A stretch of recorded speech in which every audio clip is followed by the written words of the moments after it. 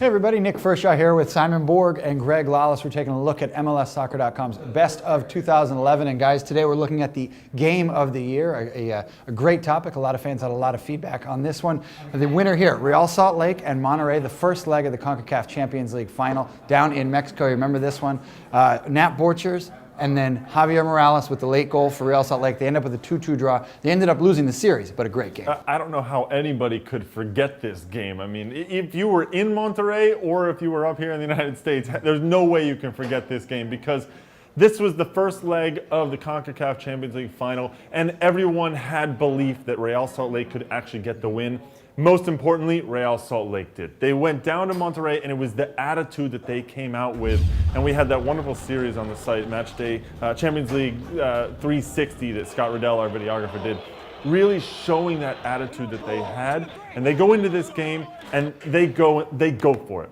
Even though they go down a goal, they come back and they get the next one. Borchers with that great header. Saborio was a pain in the butt to Monterrey the entire game. Got in a little scrum or a little scrap in the goal at one point. And then Morales showing his class.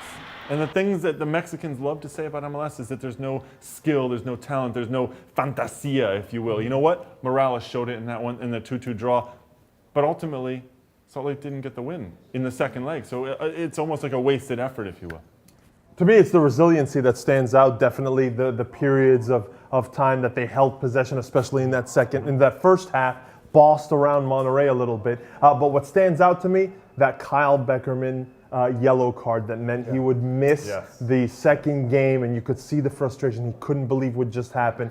And then I would also add the controversy that surrounded those Monterrey substitutions. Their goal scorer and their captain coming out midway through the first half. It stunned. I was at the game. It stunned everyone who was there. But from Salt Lake, we're used to teams going down to Mexico and eventually collapsing. And there were moments where you're like, okay, the dam's going to break. It never did. Salt Lake showing a lot of poise. Well, a lot of great storylines in that game. The debate is over among us, but you can still log on and vote right here on MLSsoccer.com. Give us your choice for the best game of 2011. A lot of great nominees this season. Remember that DC United versus Portland game, the Portland versus Seattle game up at Geldwin. A lot of great games to choose from. Obviously, also that opener in Portland was great, but I loved that DC Portland game. That last final 15 minutes, I was on the edge of my seat and jumping up as much as possible as both teams were pushing back and forth. And let's not forget the 4-4 game, Philadelphia, New England at PPL Park, not just because there were 8 goals, but the way it happened. New England surprisingly taking the lead and Philadelphia storming back when you thought they were dead. Well, that does it for us. MLSsoccer.com's Best of 2011, the Game of the Year.